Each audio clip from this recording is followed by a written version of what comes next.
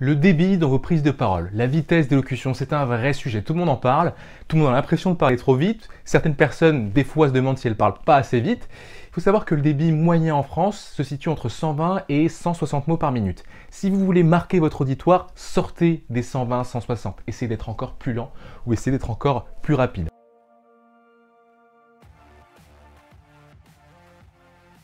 Selon le professeur Kolas Rist, dans les médias, la moyenne de vitesse se situe autour de 200 mots par minute, ce qui est beaucoup plus rapide que cette moyenne de 120 à 160. Chaque débit, qu'il soit rapide ou lent, va avoir des avantages et des inconvénients s'il est utilisé trop longtemps. Parler vite permet de captiver votre audience, permet d'entraîner, de susciter l'adhésion. Parler lentement va permettre de mémoriser plus facilement vos propos, va permettre également de donner une sorte de solennité à ce que vous dites et créer un effet de suspense et d'attente. Maintenant, le problème, c'est que si vous parlez trop vite, trop longtemps, vous allez épuiser votre public qui n'arrivera pas à vous suivre suffisamment longtemps. Et à l'inverse, si vous parlez trop lentement, trop longtemps, vous allez endormir votre public qui n'arrivera pas à vous suivre dans la durée également. Vous pouvez donc parler vite quand vous voulez mettre en avant un enchaînement rapide d'actions, quand vous voulez passer sur des choses qui sont simples à comprendre, quand vous voulez convaincre également. Une étude réalisée par des chercheurs d'Université de Géorgie a montré que si vous cherchiez à convaincre des personnes qui ne vous connaissent pas,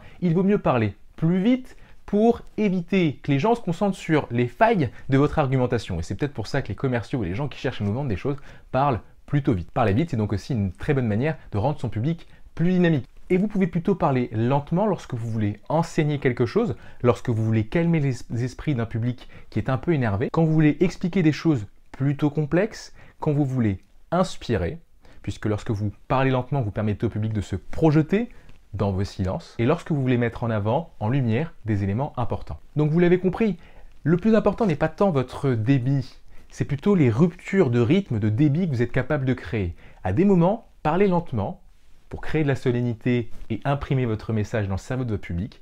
Et à d'autres moments, parlez plus vite pour être plus dynamique. Et ce sont ces ruptures de rythme qui vont faire que vous allez être capable d'être écouté suffisamment longtemps, en tout cas toute la durée de votre discours. Gardez à l'esprit que le débit, ce n'est pas simplement le nombre de mots prononcés en une minute. C'est aussi une ligne. La ligne de débit, c'est la fluidité de votre discours. Est-ce que vous avez un discours qui est fluide, et dans ce cas-là, la ligne est fluide, ou est-ce que vous avez un discours qui n'est pas fluide, et dans ce cas-là, la ligne va être brisée. Si votre ligne est brisée, deux possibilités. Elle est soit heurtée, si c'est un peu poussif, si j'ai un peu de mal à trouver mes mots, voyez, ou bien est-ce que la ligne va être douce si, à certains moments, j'ai des pauses, mais que je n'ai pas de caractère poussif.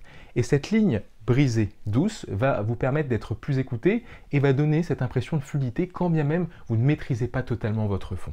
Le débit se mesure également au niveau syntaxique. On parle de débit syntaxique. C'est tout simplement le nombre de mots que vous prononcez par phrase. Est-ce que vous avez un nombre de mots important et dans ce cas-là, un débit syntaxique lent, vous mettez du temps à donner une idée, ou est-ce que vous avez un débit syntaxique rapide? Dans ce cas-là, vos phrases sont courtes. Et effectivement, des phrases courtes vont donner une impression de vélocité dans votre parole, alors que des phrases longues vont donner une impression un peu plus calme, parfois un peu morne dans votre discours. Et enfin, votre débit se mesure également à sa discursivité. Il s'agit de l'ordre et de l'agencement des phrases dans votre discours. Est-ce que vous commencez par la conclusion, et dans ce cas-là, vous avez un débit discursif rapide, vous donnez l'idée principale rapidement, ou est-ce que vous avez un débit discursif lent? Et dans ce cas-là, vous commencez par poser la situation, donner des arguments et terminer avec votre conclusion. À l'oral, il vaut mieux faire ce qu'on appelle le schéma de la pyramide inversée, commencer par la conclusion et